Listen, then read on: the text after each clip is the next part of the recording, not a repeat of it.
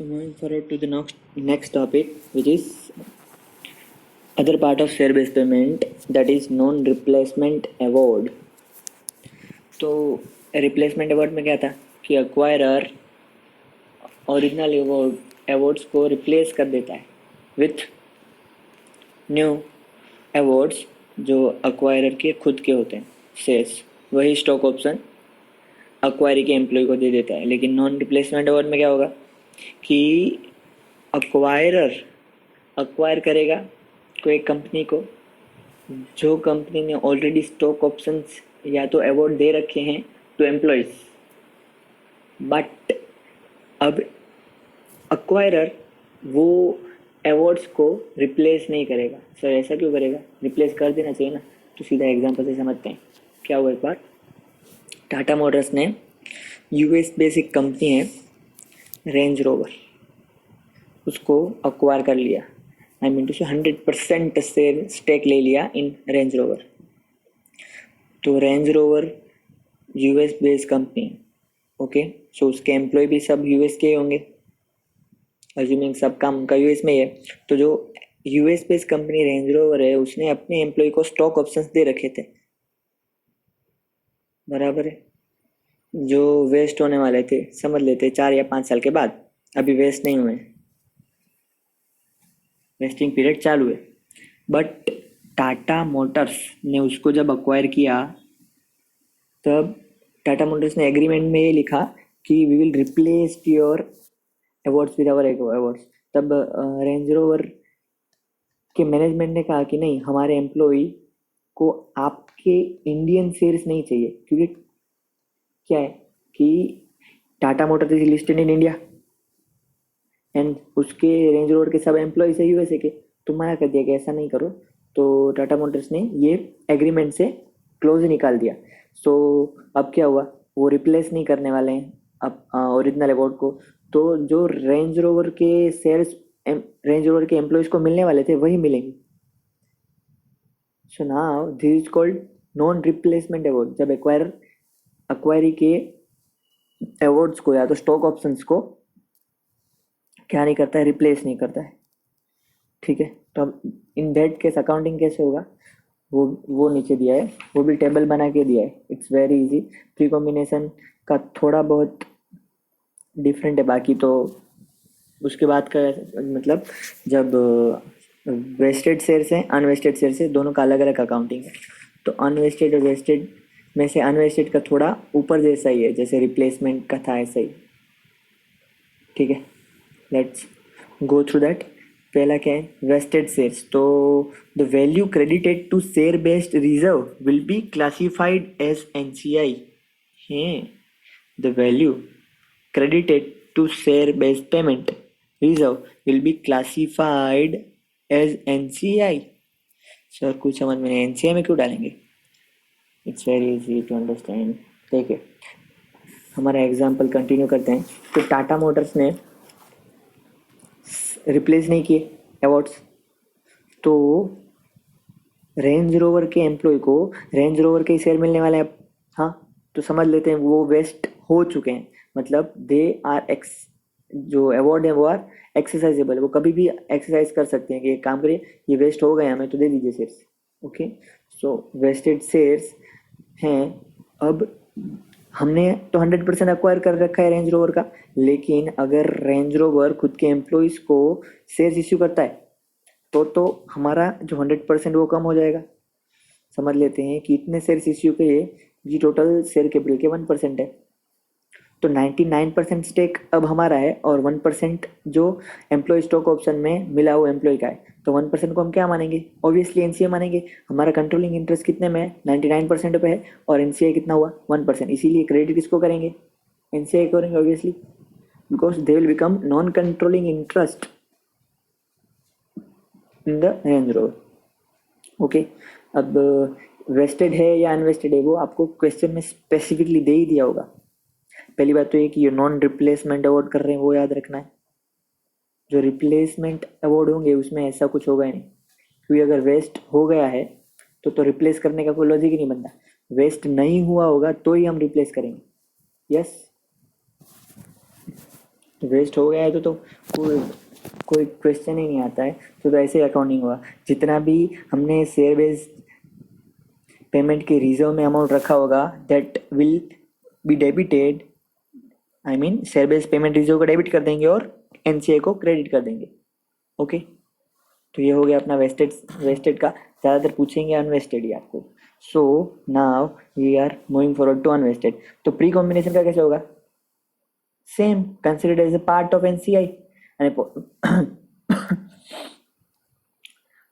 And post combination में recorded in employee cost and credit in form of NCI. मतलब कुछ भी कर लो आप, क्रेडिट तो एनसीआई ही होगा सर। समझ रहे हैं? नहीं समझ रहे हैं, समझाते हैं। देखिए, प्री कॉम्बिनेशन में हमने कोई तो रिजर्व बनाया होगा, मतलब रेंज रोवर ने जो भी रिजर्व बनाया होगा, तो वो रिजर्व शेयर बेस्ड पेमेंट में जितना गया होगा उतना हम क्रेडिट कर देंगे टू एनसीआई। समझ लेते हैं, अभी तक हमने टोटल 200 का रिजर्व बनाना है, उसमें से 120 का रिजर्व बना दिया है, तो 120 का reserve will credit it to NCI while accounting for business combination. Okay, और पोस्ट कॉम्बिनेशन की बात है, यही आईएमपी पॉइंट है कि जब पोस्ट कॉम्बिनेशन होगा तो बाकी का 80 जो रेंज रोवर ने अभी तक रिजर्व नहीं बनाया है, रिजर्व बनाना बाकी है क्योंकि अनवेस्टेड है, तो over the period of time upon reserve बनाते हैं।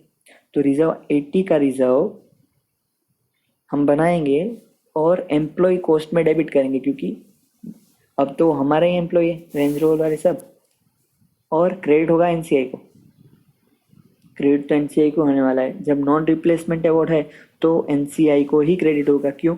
ये आपको लॉजिक समझा दिया है, क्योंकि हमारा परसेंटेज ऑफ शेयर्स वो हमारे एक्वायरी में कम हो जाएगा जब स्टॉक ऑप्शन वो एम्प्लॉयज़ एक्सरसाइज करेंगे तब। ठीक है ना? अब एग्जांपल है, एग्जांपल से समझते हैं। ये ज़्यादा आईएमपी नहीं है नॉन रिप्लेसमेंट अवार्ड, क्योंकि जब तक मुझे लगता है आपको रिप्लेसमेंट अवार्ड ही पूछने आ रहा है, non replacement award is not that much practical, इसलिए आपको ज़्यादा पूछेंगे नहीं।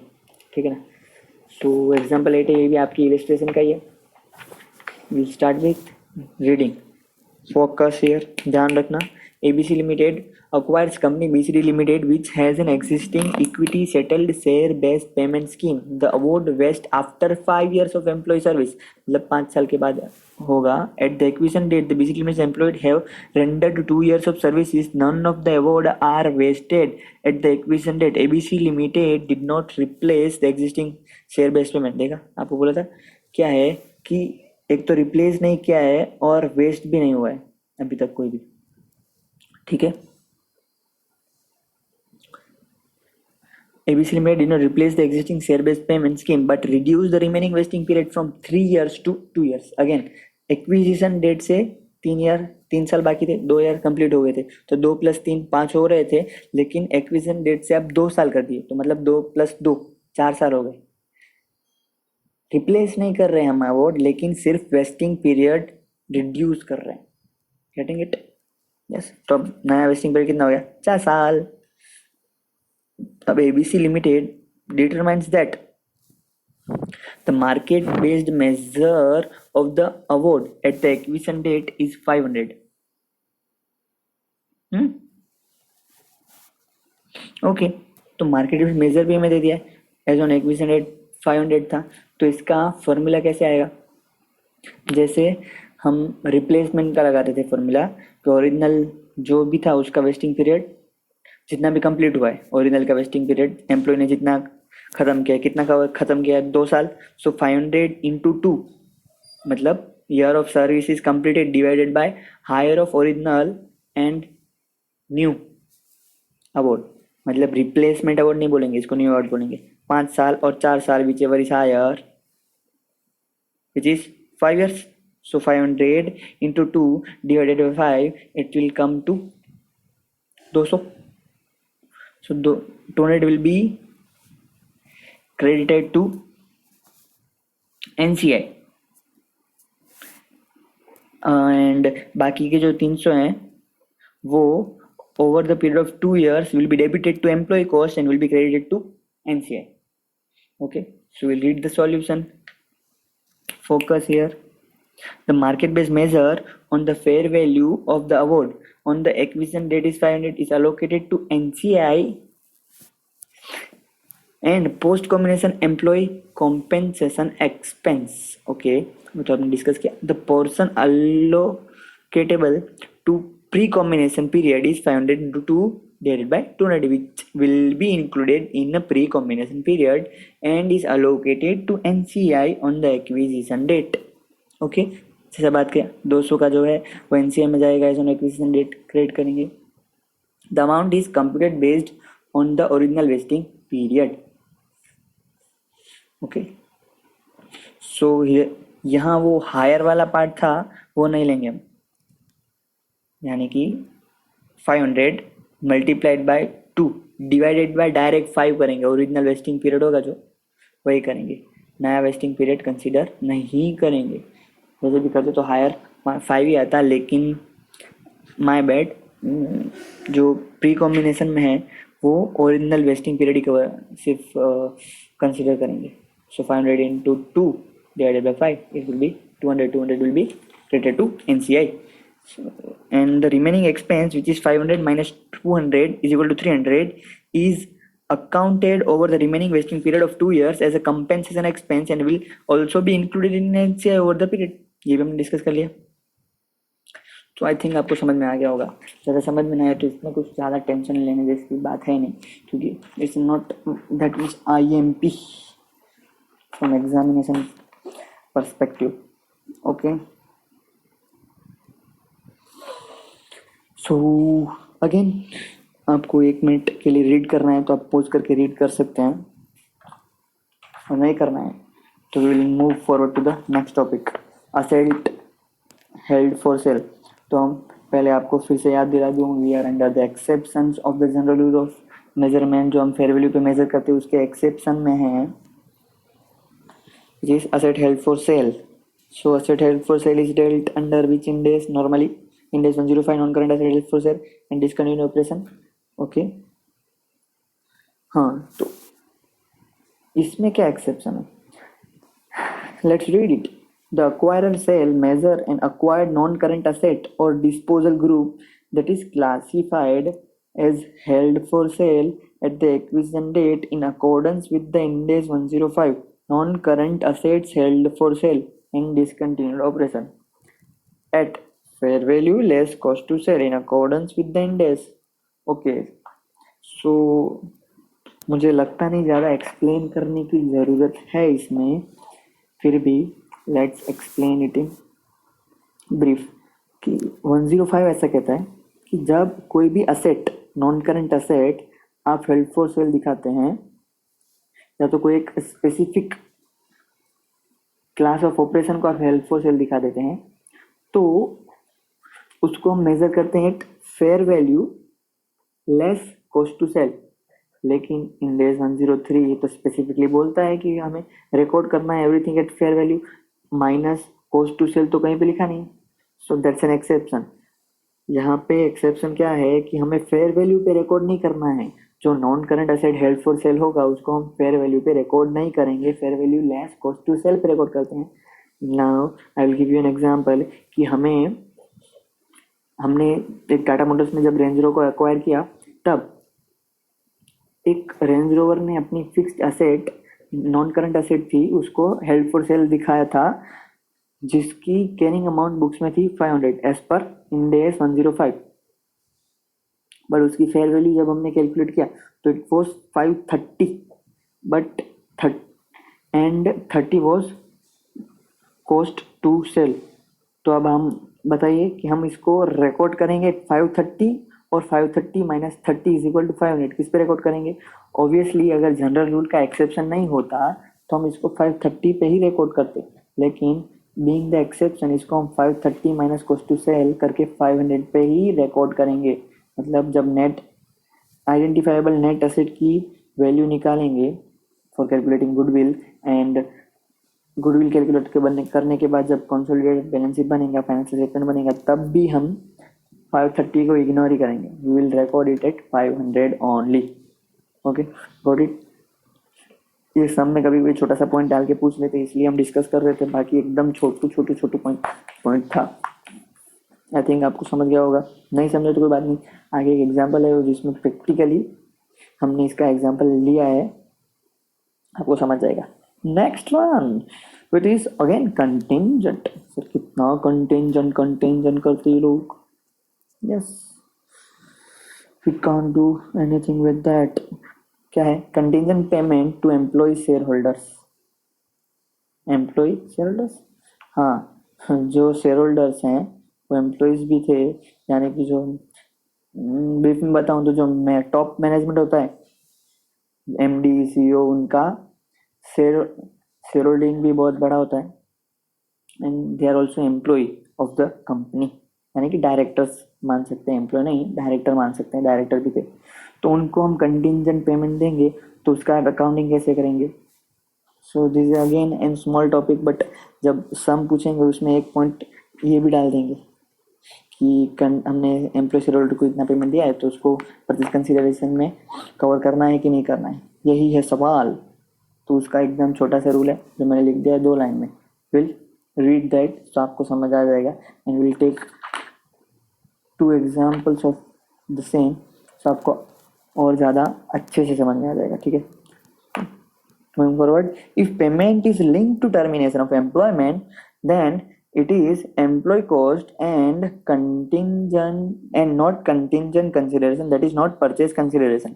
So क्या हुआ कि अगर जो contingent payment हम करने वाले हैं employee shareholders को, which is if that is linked to their employment term of employment से जुड़ा है, यानी कि हमने उनको बोला अगर देखो आज एक्विजन कर लें आपकी कंपनी का, आप 2 साल तक हमारे पास काम करो, 60 लाख देगा, कितना 60 लाख, तो ये 60 लाख है, कंटिंजेंट कंसिडरेशन जरूर है, मतलब कंटिंजेंट पेमेंट है लेकिन कंटिंजेंट कंसिडरेशन नहीं है, परचेज कंसिडरेशन का पार्ट नहीं है, क्योंकि ये उनकी एम्प्लॉयमेंट के रिलेटेड है, एम्प्लॉयमेंट के टर्म के रिलेटेड है, तो वो तो एम्प्लॉय कॉस्ट में जाना चाहिए।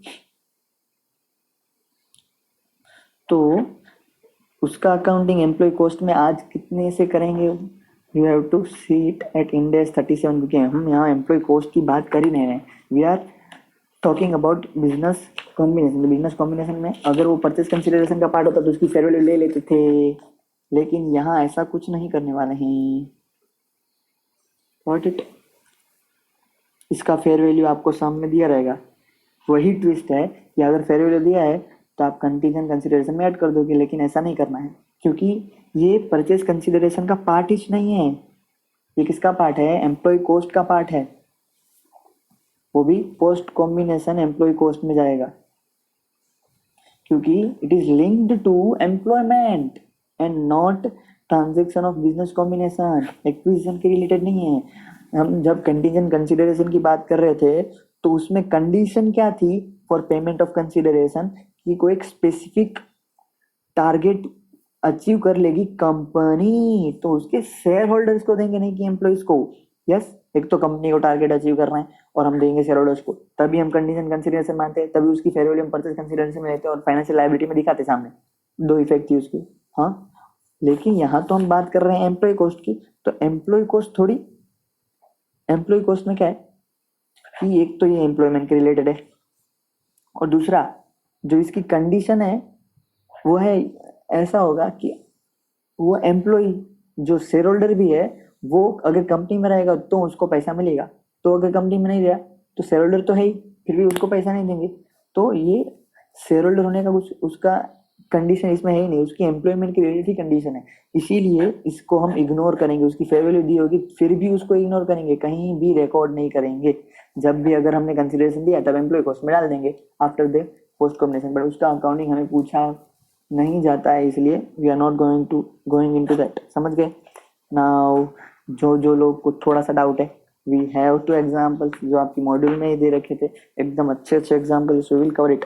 So example 9 first of all, which is KKV Limited acquires 100% interest in Viva Limited, a company owned by single shareholder who is also the KMP in the company, for cash payment of USD 20 million and contingent payment of USD 2 million. So देखा आपने ये KMP है जो share holder है, मतलब KMP है मतलब employment में कंपनी के, यस, एंड ऊपर से शेयर होल्डर है, तो एम्प्लॉय शेयर होल्डर हुआ। और हमने कितने में खरीदा है कंपनी को, मतलब KKB लिमिटेड ने 20 मिलियन में फ्रेंड्स, 10 प्लस 2 मिलियन का कंटिजेंट पेमेंट है, टोटल 22 मिलियन हमें अभी परचेस कंसिडरेशन जैसा कुछ दिख रहा है, लेकिन आगे देखते हैं क्या कहना चाहते हैं। The term of the agreement provides for of payment 2 years after the acquisition if the following condition are met, मतलब 2 साल के बाद देना है। So EBITDA margin of the company after 2 years after the acquisition is 21%. Okay, so first condition related to the company's target, EBITDA target acquisition 21% रहना चाहिए। और दूसरा, former shareholder continues to be employed with Viva Limited for at least 2 years. So देखा आपने, दूसरी condition क्या है, employment के रिलेटेड, शेयर होल्डर के एम्प्लॉयमेंट के रिलेटेड। अगर वो शेयर होल्डर एम्प्लॉयमेंट में नहीं रहेगा तो उसको कुछ भी नहीं मिलने वाला है, नथिंग। जो 2 मिलियन की बात कर रहे हैं वो नहीं मिलेगा। तो इसके अकाउंटिंग कैसे करेंगे, बोला आपको 2 मिलियन को जस्ट इग्नोर करना है। हाँ, देखते आगे क्या लिखा है। After the acquisition no part of the contingent payment will be paid if the former shareholder does not complete 2 years employment period। तो स्पेसिफिकली सबसे बड़ा कंडीशन क्या है कि वो एम्प्लॉयमेंट में रहना चाहिए। जो एम्प्लॉयमेंट में नहीं रहेगा तो you are not going to give them a single penny, yes, कुछ भी नहीं मिलेगा। इसीलिए इसको हम contingent payment to employee share holder मानेंगे और कंटिजेंट कंसिडरेशन नहीं मानेंगे। So read the solution, I am reading it. In the above scenario, the former shareholder is required to continue in employment and the contingent consideration will be forfeited if the employment is terminated or if he resigns. That is, it is linked to the term of employment. Accordingly, only 20 million is considered as a purchase consideration and the contingent consideration is accounted as an employee cost and will be accounted as per the other Ind AS। ठीक है, मतलब Ind AS 19 है जो आपका employment के related, उसके मुताबिक इसका अकाउंटिंग हुआ, नहीं कि Ind AS 103 के मुताबिक। Got it. तो इसमें तो सर फेयर वैल्यू दिया नहीं था 2 मिलियन का, देंगे। चलो नेक्स्ट एग्जांपल लेते हैं, शायद उसमें आपको ये भी ट्विस्ट दिया होगा कि उसका फेयर वैल्यू है। Let's move forward two example 10। ABC Limited acquires all the outstanding shares of XYZ Limited in a business combination. XYZ Limited had 3 shareholders with equal shareholding, 2 of whom were also senior level employees of XYZ Limited। So shareholder है और employee भी है and would continue as a employee post acquisition of a shares by ABC Limited। यानी वो continue भी करने वाले employment में, अच्छी बात है। और क्या लिखा है, the employee share holder each will receive 60 lakh plus an additional payment of 1.5 crore to 2 crore based on a multiple of earning over the next 2 years। Okay, so 60 lakh is fixed payment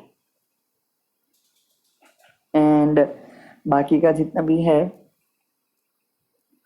वो क्या है, variable payment, मतलब contingent है on the earnings of the company. The non employee share holder each receive 1 crore. So non employee share holder को कितना मिलने वाला है, 1 करोड़ मिलने वाला है।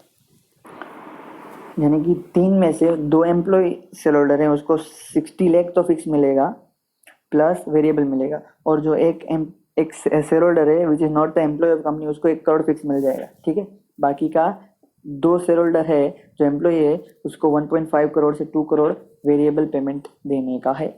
और क्या लिखा है नीचे, the additional payment of each this employee share holder will be forfeited if they leave the employment of XYZ Limited at any time during the 2 years following its acquisition by ABC Limited। The salary received by them is considered reasonable remuneration for their services। हाँ, तो ये एक line में उन लोगों ने इतना कुछ बोल दिया है कि मुझे आपको कुछ समझाने का जरूरत नहीं। The salary received by them is considered reasonable remuneration for their services। तो जितना भी पैसा मिलने वाला है उसको हम मानेंगे कि रिजनेबल रेम्यूनरेशन है फॉर द सर्विसेज। तो अगर रेम्यूनरेशन है तो उसको परचेज कंसिडरेशन का पार्ट कैसे मान सकते हैं, उसको एम्प्लॉय कॉस्ट में डालेंगे as per end AS 19। Yes, फिर भी एक बार सॉल्यूशन पढ़ लेते हैं, क्या लिखना चाहते हैं लोग। How much amount is attributable to post combination services, will read out कि जितना भी फिक्स्ड पेमेंट है उसको हम परचेज कंसिडरेशन मानेंगे, जितना भी कंटीजन है उसको एम्प्लॉय कॉस्ट मानेंगे, उसको कंटीजेंट कंसिडरेशन नहीं मानेंगे फॉर बिजनेस कॉम्बिनेशन ट्रांजैक्शन, यानी कि परचेज कंसिडरेशन में इंक्लूड नहीं करेंगे, बिल्कुल नहीं करेंगे, क्योंकि एम्प्लॉयमेंट के रिलेटेड है बच्चा। ठीक है, paragraph B55A of Ind AS 103 provides an indication that a contingent consideration arrangement in which the payments are automatically forfeited if the employment terminates is a remuneration for post-combination services. Simple, वही बोल रहे हैं। हाँ, arrangement in which the contingent payment are not affected by employment termination may indicate that the contingent payment are additional consideration rather than remuneration. In accordance with the instant case, the additional consideration of 1.5 crore or 2 crore represents the compensation for post-combination services, as the same represents that the part of payment which is forfeited if the former shareholder does not remain in the employment of XYZ Limited for 2 years following the acquisition, that is only 60 lakh is attributable to the consideration in exchange for the acquired business। यानी मैं 60 लाख की बात कर रहे हैं, जो employ share holder है उनका 60 लाख, मतलब 60 lakh plus 60 lakh 1 crore plus 1 crore, this will be the purchase consideration. और बाकी का जितना भी ड्यू होगा on the basis of contingencies वो हम सीधा डाल देंगे पोस्ट कॉम्बिनेशन एम्प्लॉय कॉस्ट में।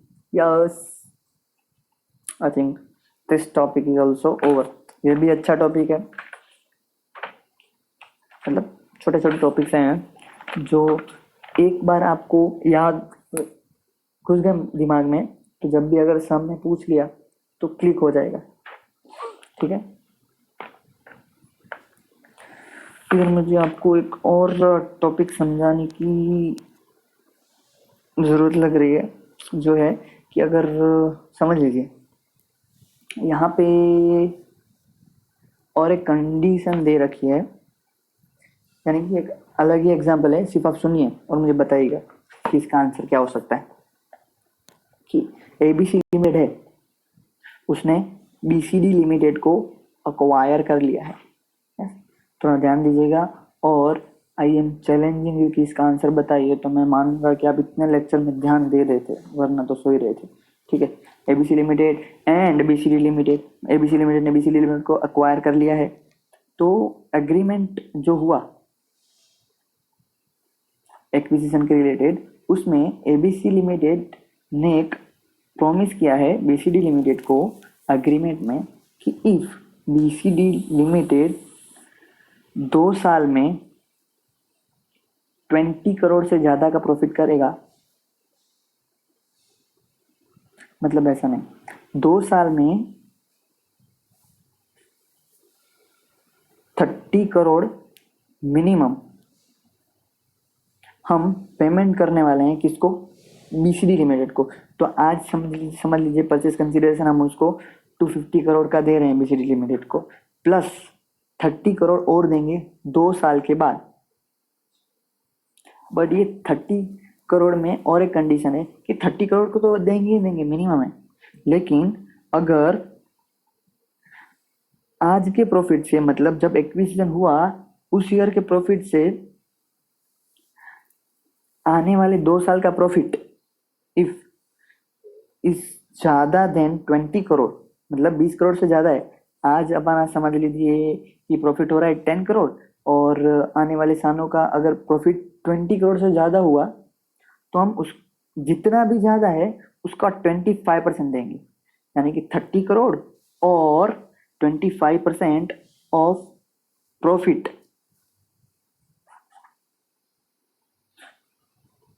इस दोनों में से जो भी हायर है उतना पेमेंट करेंगे। और और एक क्वेश्चन में क्लोज दे रखा है कि हमें एस्टिमेट ऐसा लग रहा है कि प्रॉफिट जो कंपनी का 2 साल में होने वाला है वो विच इज 30 करोड़, तो 30 करोड़ के 25% कितना होगा? ऐसा काम को इजी इसके लिए समझ लेते हैं। 40 करोड़ का प्रॉफिट होने वाला है, तो 40 करोड़ का 25% कितना होगा? 10 करोड़। तो 10 crore 30 crore which is higher, इतना पेमेंट करने वाले हैं। पर ये तो कंटिजेंट है ना सर। हाँ, कंटिजेंट 10 करोड़ है, लेकिन 30 करोड़ का क्या? सो आप इसको कैसे अकाउंटिंग करेंगे? सो पहली बात तो ये तो एम्प्लॉय के रिलेटेड कुछ है नहीं, it is directly link to the target profit of the business. और ये जितना भी पैसा मिलने वाला है वो सीधा सेल होल्डर्स को ही मिलेगा, 30 करोड़ या तो 10 करोड़ जो भी है। ज़्यादा लोड मत लीजिए, मैं बता देता हूँ। आगे आगे एक एग्जाम्पल है, उसमें ज़्यादा समझ में आ जाएगा, लेकिन सिर्फ मुझे अभी कवर करने की ज़रूरत लगी इसलिए कर लिया, क्योंकि आगे आएगा तब अच्छे से समझ जाए आपको। एग्जाम में पूछा है एक बार, इसीलिए थोड़ा we are focusing on this. हाँ, तो ये 30 करोड़ था, वो तो मिनिमम था ना सर, और 10 crore was contingent as per our estimate.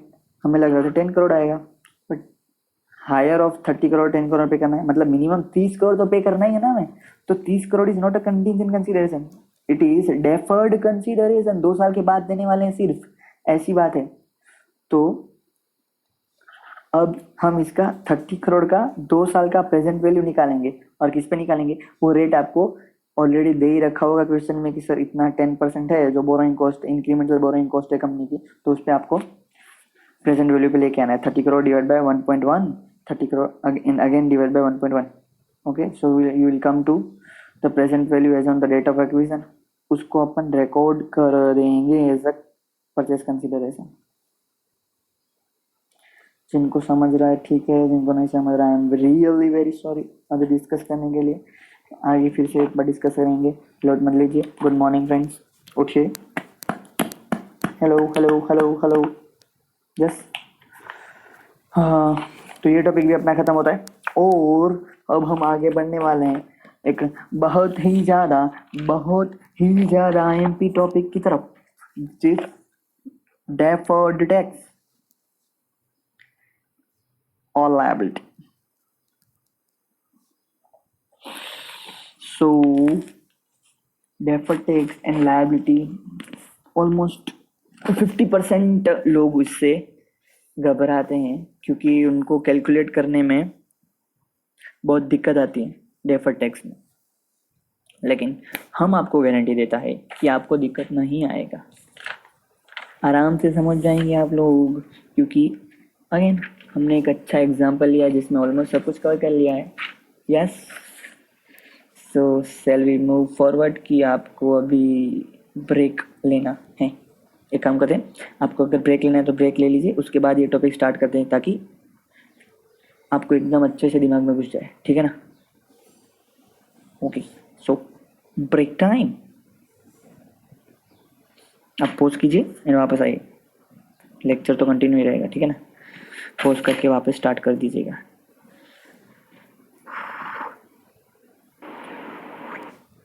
Done with the break. Yes, so we are moving forward to one of the most important topic of business combination, which is deferred tax asset and liabilities. So this topic is also under exception of recognition and measurement rules. Yes. तो कैसे cover करेंगे series को? थोड़ा सा theory है और एक मस्त एग्जाम्पल है, और ये टॉपिक खत्म। आईएमपी टॉपिक है, ध्यान दीजिएगा, पढ़ना शुरू कर रहे हैं, स्टार्ट कर रहे हैं, focus here. So when there is increase और decrease in the value of asset or liability under business combination, and there is difference between tax base and accounting base for asset or liability, and that difference is of a temporary nature, then DTA/DTL is created. Okay, so in 3 बातों में जो समझने लायक बात है वो आपको समझा देते हैं। कि फर्स्ट अजम्पशन कि ज़्यादातर टैक्स बेस, मतलब टैक्स के अकॉर्डिंगली कैरिंग अमाउंट है ना, वही टैक्स बेस होगा। जो हमारा एक्विजिशन हुआ उसके पहले का जो बैलेंस शीट में एक्वायरी का कैरिंग अमाउंट है वही जनरली सम में दिया रहेगा कि वही आपका टैक्स बेस का कैरिंग अमाउंट है। पर एज पर इंड AS 103 हम तो सब सारी चीजें फेयर वैल्यू पे रिकॉर्ड करते हैं as on the acquisition date. तो कैरिंग अमाउंट पे जरूरी नहीं कि सब चीजें हम कैरिंग अमाउंट पे लेके आए। तो कुछ चीजें जिसको हम फेयर वैल्यू पे रिकॉग्नाइज करेंगे उस असेट और लायबिलिटी की वैल्यू या तो अप होगी या तो डाउन होगी, तो कुछ तो डिफरेंस आएगा। यस, तो उस डिफरेंस पे हमें DTA या तो DTL क्रिएट करना पड़ेगा अगर वो टेम्पररी नेचर के हैं। समझ रहे हैं सर? DTA कब क्रिएट करेंगे और DTL कब क्रिएट करेंगे, वही बोल रहा हूँ। जब डिफरेंस आएगा कैरिंग अमाउंट ऑफ वैल्यू में, हाँ वो समझ गए, लेकिन DTA कब आएगा और DTL कब आएगा? Okay, got your question. So उसके लिए हमने एक मस्त तो गोल्डन रूल बनाए। अगर आपको वो दिमाग में फिट हो गए तो आ गया, समझ लो, ये आपको इजीली समझ जाएगा।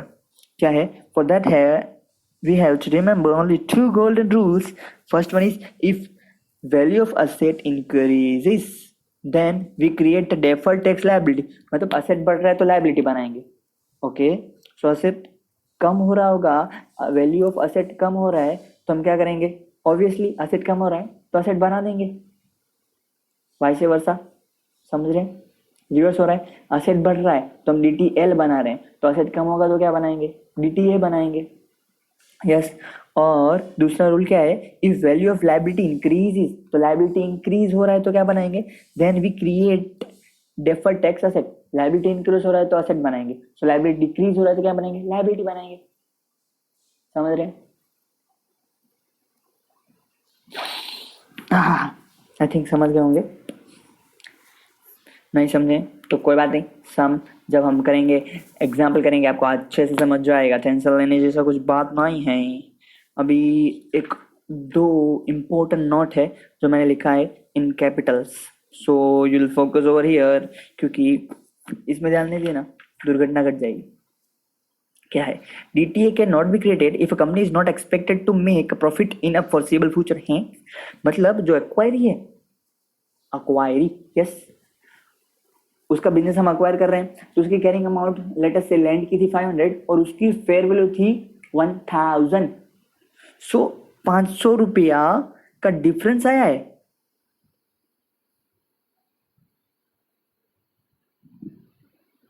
तो इस पे तो सर हमें DTA या डिटेल बनाना चाहिए। यस, नहीं बनाना चाहिए। क्यों नहीं बनाना चाहिए? क्योंकि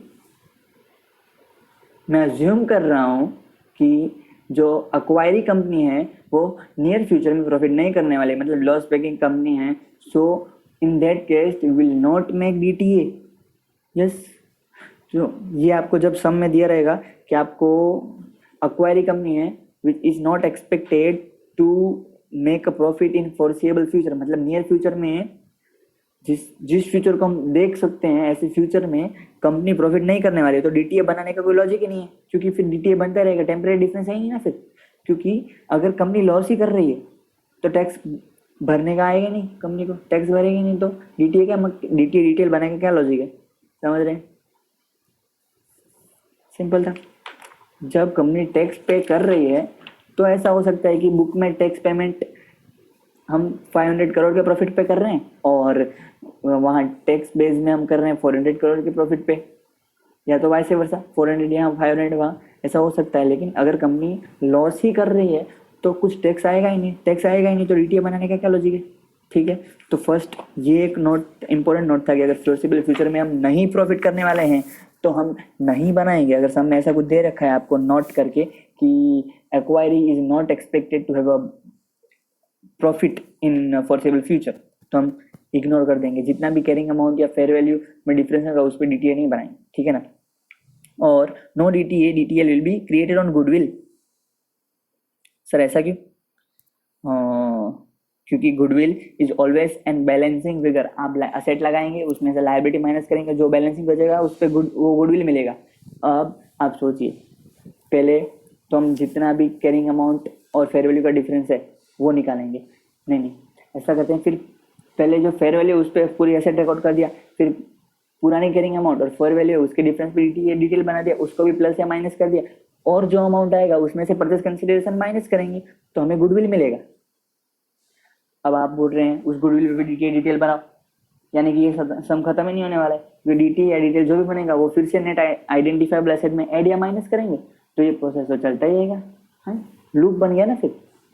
सो इसीलिए गुडविल पे कभी भी, मतलब गुडविल जो हम अक्वायरी का गुडविल है, जो बिजनेस कॉम्बिनेशन में बैलेंसिंग फिगर से हम कैलकुलेट करते हैं, उसकी बात है, उस पर कभी भी डीटीएल नहीं बनेगा, वरना लूप बन जाएगा, खत्म ही नहीं होगा सम। इसीलिए ठीक है, क्योंकि गुडविल बैलेंसिंग फिगर है, आप बैलेंसिंग फिगर पे डिटेल बनाओगे तो फिर से वो असेट या लायबिलिटी क्रिएट हुआ तो फिर से उसको परचेज कंसिडरेशन में से माइनस करना पड़ेगा, तो आपको गुडविल मिलेगा, फिर से गुडविल हुआ, उस पर फिर से डिटेल क्रिएट करने बैठो, ठीक है ना।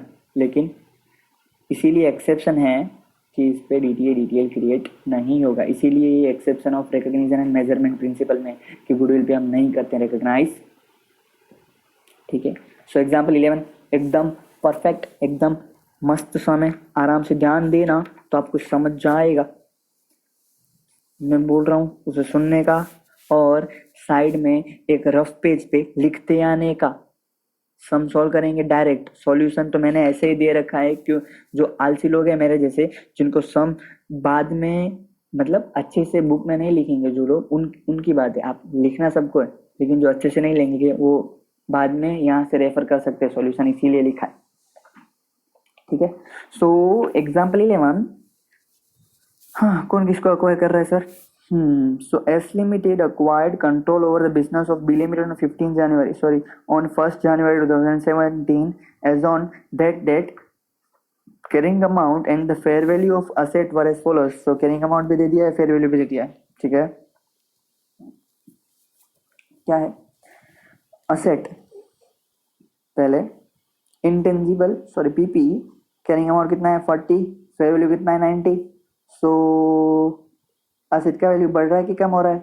ऑब्वियसली सर 40 से 90 हुआ तो 50 से बढ़ रहा है, तो ये 50 से वैल्यू बढ़ रहा है तो असेट बढ़ा तो गोल्डन रूल याद करिए, असेट बढ़ा तो लायबिलिटी बनाओ, असेट घटा तो लायबिलिटी, सो असेट घटा तो असेट बनाओ, असेट इंक्रीज होगा तो सामने लायबिलिटी बनाएंगे। सिंपल रूल है, डायरेक्ट कनेक्शन है असेट एंड लायबिलिटी का, क्योंकि अगर क्रेडिट बढ़ेगा तो सामने डेबिट बढ़ाना पड़ेगा, क्रेडिट घटेगा तो डेबिट घटाना पड़ेगा। यस, जिसको गोल्डन रूल नहीं समझ रहेगा, एक बार आराम से देख के पढ़िए, फिर आपको आराम से समझ जाएगा। वरना अगर कोई लोग हैं जिनको समझने का बिल्कुल इच्छा नहीं है, मन नहीं है, मैं उसको सजेस्ट करूंगा कि रट लो, जब असेट बढ़ रहा है, देखिए 40 से 90 हुआ तो 50 का असेट बढ़ा, तो आप काम करिए डीटीएल बना दीजिए, ठीक है। मूविंग फॉरवर्ड, इंटेंजिबल एसेट 20 का 30 हो गया तो फिर से 10 से असेट बढ़ रहा है, असेट बढ़ रहा है तो लायबिलिटी बनेगा। यस, इन्वेस्टमेंट, इन्वेस्टमेंट फिर से 100 से 350 हो गया फेयर वैल्यू, तो जो 250 का डिफरेंस है उस पर क्या बनाएंगे? डीटीए बनाएंगे? नहीं, डीटीएल बनाएंगे, असेट बढ़ रहा है ना तो ऑब्वियसली डीटीएल बनेगा। ओके, सो ये ऊपर का 3 वो एकदम इजी, किसी को भी समझ जाता कि असेट बढ़ रहा है तो डीटीएल बनाएंगे। कैसे बनाएंगे वो नीचे हमने एक मस्त टेबल बनाया, उसमें सॉल्व करके रखा है, लेकिन फिर भी आप डिफरेंस जितना भी हम लिख रहे हैं वो लिख के आइए कि पीपी का डिफरेंस है 50 से इंक्रीज हो रहा है, इंटेंजिबल एसेट का 10 से इंक्रीज हो रहा है, इन्वेस्टमेंट का 250 से इंक्रीज हो रहा है। क्योंकि अभी टैक्स रेट पता नहीं ना, एक टैक्स रेट देखेंगे, पूरा सम पढ़ेंगे, फिर टैक्स रेट देखेंगे, फिर सॉल्व करेंगे, ठीक है। Non current asset held for cell, जिसका कैरिंग वैल्यू है 4 और फेयर वैल्यू है 4.5, सो ये भी बढ़ रहा है 0.5 से, तो उस पर भी डिटेल बनेगा। Okay, current asset, generally current asset में कोई चेंज नहीं होता है तो इन्वेंटरी में होता है, लेकिन जनरली वो नहीं देते, सम में ऐसा नहीं पूछते। सो 44 और सामने 44, इक्विटी एंड लायबिलिटी, इक्विटी का तो बैलेंस है 153, लेकिन ऑब्वियसली इक्विटी इंक्लूडिंग रिजर्व जो है उसके ऊपर डीटीएल नहीं बनेगा, क्योंकि हम नेट एसेट पे हम क्या एक्वायर कर रहे हैं, अक्वायरी का नेट एसेट इनकॉर्पोरेट कर रहे हैं, तो इक्विटी एंड लायबिलिटी को, इक्विटी और रिजर्व को तो इनकॉर्पोरेट करने वाले ही नहीं है, तो उसको इग्नोर करेंगे। मतलब ये 153 का 50.4 जो है उसको विल जस्ट इग्नोर, क्या करेंगे sir? Ignore. Okay, non current liability क्या है 20 और सामने फेयर वैल्यू 20, करंट लायबिलिटी क्या है 35 कैरिंग अमाउंट और सामने फेयर वैल्यू भी 35। ओके, तो सिर्फ असेट ऊपर की 4 असेट है उसमें ही डिफरेंस है, तो उस पर ही हम बात कर रहे हैं। अभी तक तो डीटीएल ही बन रहा है, डीटीए बन ही नहीं रहा है, ये असेट बन रहा है इसलिए सामने डीटीएल बनेगा। अदर इन्फॉर्मेशन में क्या दे रखा है पढ़ते हैं। The tax base of the asset is equal to the carrying amount, as I said वो अजम्पशन सब में यही रहेगा कि कैरिंग अमाउंट जो है वही टैक्स बेस है। And carrying value of the non-current asset held for sale is 4 represent the fair value less cost to sell in accordance with the relevant index। तो जो लोग जाग रहे थे जब मैं समझा रहा था exception 4 asset held for cell, तो उनको याद होगा कि इंडेक्स 103 में बाकी सब चीजें हम रिकॉर्ड करते हैं फेयर वैल्यू, लेकिन अब जब non current asset held for sale की बात आएगी तो उसको हम रिकॉर्ड करेंगे at fair value less cost to sell. Yes, याद आया कुछ? यस, तो जो फेयर वैल्यू है उसका 4.5 है, लेकिन fair value less cost to sell 4 है, तो उसको रिकॉर्ड कितने पे करेंगे इन एक्विजिशन अकाउंटिंग? 4 पे करेंगे। तो 4.5 को क्या करेंगे? Just ignore. क्या करेंगे? Just ignore. ओके, तो 4.5 सिर्फ आपको ब्लफ करने के लिए दे रखा है, आपको गुमराह करने के लिए दे रखा है। तो जब अकाउंटिंग करेंगे तब सामने 4 ही लेंगे, तो इस पे कोई डिटेल नहीं बनेगा, क्योंकि जितना कैरिंग अमाउंट है उस पे ही तो हम आगे रिकॉर्ड कर रहे हैं उसको। ठीक है, 4 पे रिकॉर्ड करें तो इस पे कोई डीटीए या डीटीएल नहीं बनेगा। Okay, so something more is given. क्या क्या दे रखा है नीचे है? There was one lawsuit filed by customer of 2 crore value. ओ, ये तो कंटिंजेंट लायबिलिटी जैसा कुछ लग रहा है मेरे को। हाँ, ये भी यही लेक्चर में कवर किया है। गधो, जाग रहे हो कि नहीं जाग रहे हो? ठीक है, so there was one lawsuit filed by customer of 2 rupees 2 fair value, मतलब ये अमाउंट इन करोड़ में मान के चलो तो 2 करोड़ का कोई भी तो कस्टमर ने लॉसूट फाइल किया है जिसका फेयर वैल्यू है 0.5। Any amount which would be paid in respect of lawsuit will be tax deductible. ऐसा क्यों लिखा है सर टैक्स डिडक्टिबल होगा? इनकम टैक्स याद करिए sir. Sometimes breach of the law होता है, जो पेनल्टीज हम पे करते हैं वो हमको अलाउड नहीं होता है एज एन एक्सपेंस, बट ये क्या है, कस्टमर ने लॉसूट किया है ना, तो कस्टमर के रिलेटेड है, तो as per section 37 of PGBP ये अलाउड होगा। इसीलिए उन लोगों ने ब्रैकेट में स्पेसिफिकली लिख दिया है कि ये पेनल्टी है, या तो जो ब्रीच होगा तो ये टैक्स डिडक्टिबल होगा। अगर इसकी जगह पे उन लोगों ने ऐसा दिया होता कि ये टैक्स डिडक्टिबल नहीं है, तो क्या होता है? हमको मानना पड़ता कि नहीं है। इनकम टैक्स का नॉलेज इधर नहीं जानने का, ठीक है। तो अगर दिया होता कि नहीं है टैक्स डिडक्टिबल, तो इस पे डीटीए या डीटीएल बनाने का नहीं सोचते हैं। और अगर स्पेसिफिकली दिया है तो इसीलिए दिया होगा कि सर आप इस पे भी डीटीए या डीटीएल बनाइए। तो मुझे बताइए डीटीए बनेगा या डीटीएल बनेगा? सो पहले लायबिलिटी कितना रिकॉर्ड किया है एक्वायरी ने, मतलब जो अपनी बी लिमिटेड है उसने कितना लायबिलिटी रखेंगे? सर कंटिंजेंट है तो रिकॉर्ड नहीं किया होगा ना। हाँ, तो मतलब कितना रिकॉर्ड किया? 0 ना, कुछ रिकॉर्ड ही नहीं किया है। तो हम कितने पे रिकॉर्ड करेंगे? 2 पे। जागो बच्चों जागो, 2 पे रिकॉर्ड नहीं करेंगे, 0.5 पे रिकॉर्ड करेंगे। उसकी फेयर वैल्यू पे रिकॉर्ड करते हैं हम कंटिंजेंट लायबिलिटी हमेशा। यस, तो 0.5 पे रिकॉर्ड करेंगे। सो पहले लायबिलिटी 0 था और अब हो रहा है 0.5, तो कितने से बढ़ रहा है? 0.5 से लायबिलिटी बढ़ रहा है, तो लायबिलिटी बढ़ रहा है तो असेट बढ़ाना पड़ेगा। So we will create DTA. Okay, कितना क्रिएट करेंगे वो हम बाद में देखते हैं, पहले पूरा सम एक बार रीड कर लेते हैं। So now what is the case? Calculate DTA DTL and net asset in above business combination transaction if applicable tax rate is 30%। 30% तो 30% तो 30%, टैक्स रेट 30% है। सो मेरे ख्याल से सब कुछ समझ लिया हमने। सीधा डिफरेंस है, उल्टे उसके मल्टीप्लाई बाय 30% करेंगे और बाद में लिखते आएंगे डीटीए होगा तो डीटीए, डीटीएल होगा तो डीटीएल। मैंने आपको पूरा एक्सप्लेन कर दिया है। फिर भी जो मेरे जैसे बहुत होनहार बच्चे हैं जो सिर्फ सुन ही रहे थे, कुछ सॉल्व नहीं कर रहे थे या तो कुछ नहीं लिख रहे थे, उसके लिए हम सॉल्यूशन भी एक बार देख लेते हैं। और जिन लोगों ने सॉल्व किया है उनके लिए तालियां फ्रॉम माय साइड। और अगर अभी भी आपको लग रहा है कि आप अपने आप से ये सॉल्व कर सकते हैं तो पॉज कीजिए और सॉल्व कीजिए, वरना मैं रीड कर देता हूँ आपके लिए, ठीक है। So solution is particulars, carrying value, fair value, और जो डीटीए डिटेल का कॉलम हमने बना दिया है।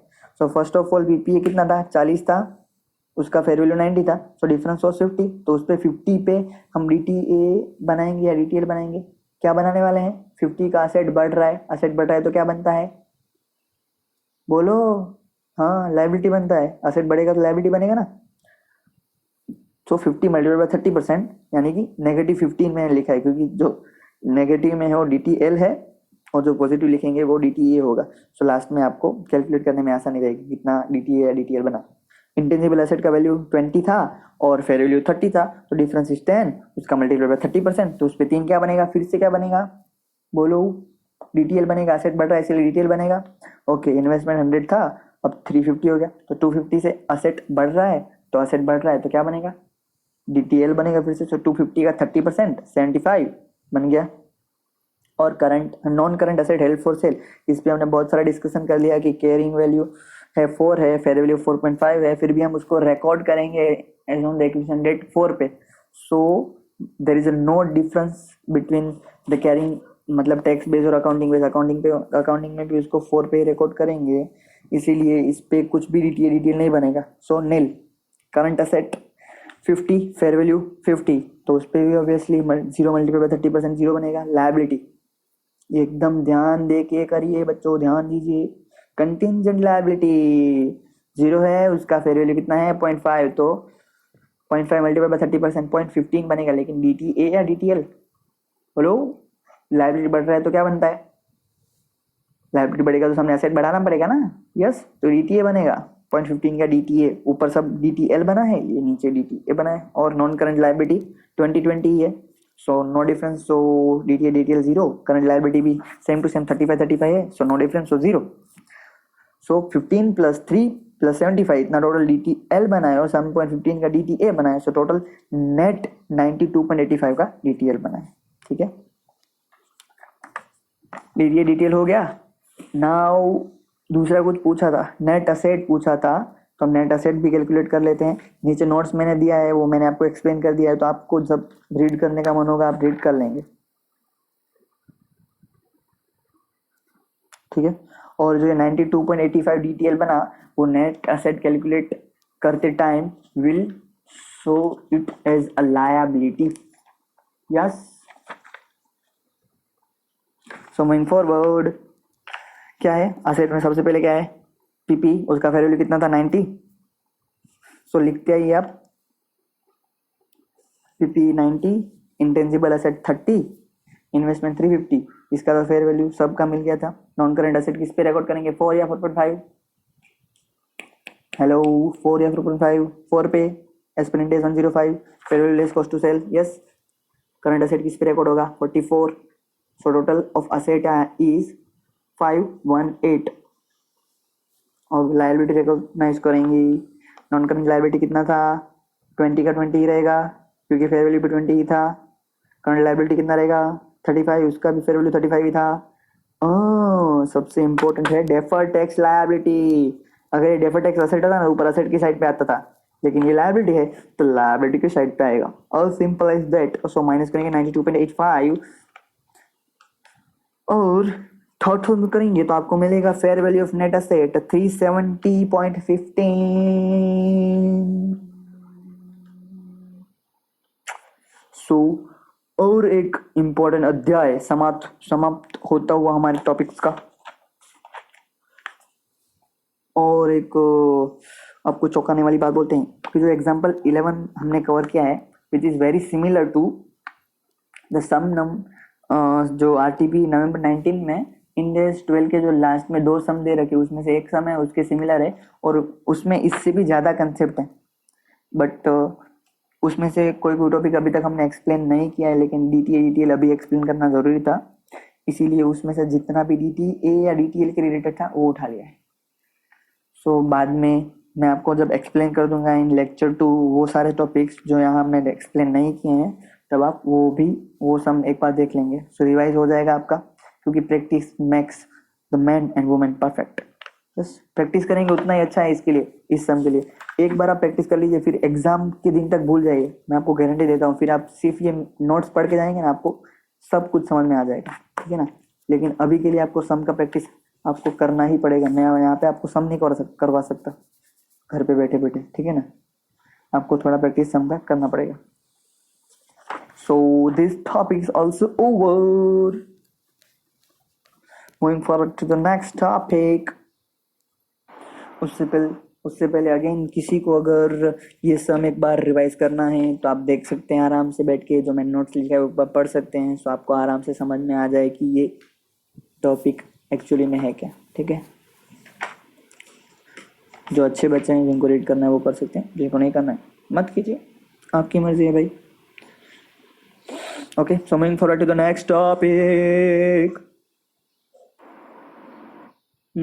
सो ये शायद ये आपके टॉप लेक्चर का लास्ट टॉपिक है, उसके बाद एक सम करेंगे और will conclude with this lecture. हाँ मुझे पता है थोड़ा बड़ा हो गया लेक्चर, लेकिन क्या करें, मैंने जितने भी IMP टॉपिक से सब कवर करने का ट्राई किया है, इसलिए थोड़ा बड़ा हो गया लेक्चर, ठीक है। So the next topic is एकदम छोटू सा टॉपिक है, लीज कॉन्ट्रैक्ट्स। लीज कॉन्ट्रैक्ट में बहुत सारी चीजें कवर करने जैसी थी, लेकिन सिर्फ मुझे IMP लगा वही कवर कर रहा हूँ। जो मुझे लगता है कि सब में शायद पूछेंगे तो ये पूछेंगे, इससे ज्यादा पूछेंगे तो थोड़ा तकलीफ हो गया, लेकिन मुझे नहीं लग रहा है अभी कि पूछेंगे, इसलिए सिर्फ इम्पोर्टेंट टॉपिक्स यहाँ कवर कर रहे हैं। और जिसको पूरा बिजनेस कॉम्बिनेशन समझना है तो शायद 3-4 दिन लगते हैं इस टॉपिक को पूरा कवर करने के लिए, जो टाइम हमारे पास नहीं है, ठीक है। Lease contracts, the exception to the above principle is that for lease contract in which acquiree is the lessor as either an operation lease or finance lease। मतलब जो एक्वायरी है, हम एग्जाम्पल कर रहे थे उसको ही आगे बढ़ाते हैं कि टाटा मोटर्स ने रेंज रोवर को एक्वायर किया, तो रेंज रोवर है वो क्या है, या तो वो लेसर है ऑफ ऑपरेटिंग लीज या तो finance lease, and insurance contract classifier will be based on the basis of the condition existing in the on at inception and not on the acquisition date। मतलब हम कौन है, हमने नहीं, sorry, जो सामने वाली कंपनी जिसको हम एक्वायर कर रहे हैं, जो एक्वायरी है वो लेसर है किसी भी लीज का, या तो ऑपरेटिंग लीज है या तो फाइनेंस लीज है या तो कोई इंश्योरेंस कॉन्ट्रैक्ट है, तो उसकी अकाउंटिंग कैसे करेंगे। तो ऑब्वियसली सर फेयर वैल्यू है on the date of acquisition. Yes, नहीं बच्चों, हाँ आपको फिर से याद दिला देता हूँ, हाँ we are in the exception of recognition and measurement principle. तो अगर एक्सेप्शन है तो कुछ तो ट्विस्ट रहेगा, तो इसमें कुछ मस्त ऐसे एकदम जबरदस्त ट्विस्ट है। हाँ क्या ट्विस्ट है, तो ये लोग बोल रहे हैं कि जिसका क्लासिफिकेशन होगा वो कौन सी कंडीशन के मुताबिक होगा, तो condition existing at inception and not on acquisition date. तो एक्विजिशन डेट पे हमें लग रहा है कि सर हम लेसर हैं, हमने कोई तो एक लीज दिया है, मतलब लीज पे एक असेट दिया है, तो जब हमने पहली बार उसको रिकॉर्ड किया ना सर, उसको फाइनेंस लीज की तरह दिखाया था, लेकिन जब आज एक्विजिशन डेट पे हमने उसको मेजर किया ना, तो एक सच्चाई पता चली कि आज अगर हम ये लीज देते तो ऑपरेटिंग लीज होता है। तो सर आपने तो बोला सब फेयर वैल्यू पे रिकॉर्ड करना है, लेकिन अगेन एक्सेप्शन है, इसीलिए ये लोग बोल रहे हैं कि एक्विजिशन डेट पे कुछ भी हो, लेकिन जब इंसेप्शन पे जो लीज जैसे आपने रिकॉर्ड किया ना, वैसे का वैसा ही कंटिन्यू करने का, ठीक है। मतलब पहले फाइनेंस लीज रिकॉर्ड किया था तो आज भी फाइनेंस लीज ही रिकॉर्ड होगा, और पहले ऑपरेटिंग किया तो आज भी ऑपरेटिंग करके ही मान के ही करेंगे, ठीक है। ठीक है, ओके ठीक है, आगे बढ़ते हैं।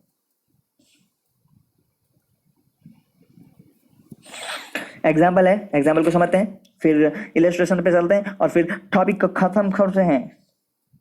Example, company B has entered into certain lease agreement which are appropriately classified as finance lease based on the facts and circumstances at inception। मतलब जब स्टार्ट किया कंपनी ने उसको क्या किया था, फाइनेंस लीज से क्लासिफाई किया था। Company B was acquired by company A, वो कंपनी ने फिर से कंपनी बी को एक्वायर कर लिया, and consequently all the identifiable net assets including lease arrangement were taken over by by A based on the facts and circumstances as at the acquisition date. The company determines that the lease agreement meets the criteria for operating lease है, तो इसको तो company भी ने finance ले से किया था, तो हम इसको ऐसा सोच रहे हैं कि as on the acquisition date fact and circumstances है कि ऑपरेटिंग लीज माना जाएगा इसको। लेकिन आंसर क्या है, इन दिस एग्जांपल कंपनी है वुड बी रिक्वायर्ड, उसको जो भी लग रहा है पर उसको क्या करना पड़ेगा, would be required to retain the original lease classification of a lease arrangement and thereby recognize the lease arrangement as a finance lease and not operating lease। Yes, समझ गए बच्चों, congratulations. Last example, last illustration, last topic of the sum, sorry for the lecture. Acquisition date का जो मतलब acquisition method से जो accounting है उसका लास्ट सम है, ये कर लेंगे और अभी के लिए लेक्चर खत्म करेंगे और एक्विजिशन मेथड कंप्लीट करेंगे। सो लेक्चर 2 में पुलिंग ऑफ इंटरेस्ट मेथड और जो मिसलेनियस टॉपिक है वो कवर करेंगे और बाद में कंसोलिडेशन से स्टार्ट करेंगे, ठीक है। सो पहली बात तो ये, जो तो टिकटॉक चलती है, नहीं ऐसा नहीं, पहली बात तो ये कि आपको ये सम पहले मैं आपको समझाऊँ उससे पहले आराम से रीड करना है, क्योंकि आपकी मॉड्यूल में है तो आप मॉड्यूल में से रीड करिए, या तो आपने अगर पीडीएफ का प्रिंट आउट निकाला है तो प्रिंट आउट से रीड करिए, क्योंकि नवंबर 19 में the sum was asked for 16 marks, पहला ही सम था 16 मार्क्स के लिए, जो आपकी मॉड्यूल में भी दे रखा है, so it becomes more important. इसलिए आप रीड करेंगे पहले इस सम को आराम से, then we will solve it out. Yes, pause करिए, रीड करिए, फिर मैं पढ़ूंगा, फिर सॉल्व करेंगे, मतलब एकदम से आपको समझ में आ जाएगा, एकदम से, ठीक है। सो एग्जाम्पल 12 कर लिया रीड, आगे बढ़ते हैं। एग्जाम्पल 12 इलस्ट्रेशन 36 से आपके मॉडल का नवंबर 19 में 16 मार्क्स के लिए पूछा गया था।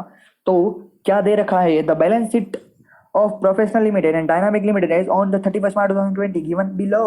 Asset professional, dynamic, non current asset. हाँ, बैलेंस शीट रीड कर रहा हूँ मैं एक बार ऊपर से, ताकि हमें समझ में आ जाए कि क्या क्या दे रखा है बैलेंस शीट में। पीपी है 300 एंड 500, इन्वेस्टमेंट है 400 एंड 100, करंट असेट है, पहले ऊपर डेट देख लीजिए कौन सी डेट है, 31st March 2020 का बैलेंस शीट है, ओके। इन्वेंटरी, करंट असेट में इन्वेंटरी दे रखा है 100 एंड 350 एंड इन्वेंटरी दे रखा है, सॉरी फाइनेंशियल असेट दे रखा है 250 एंड 150।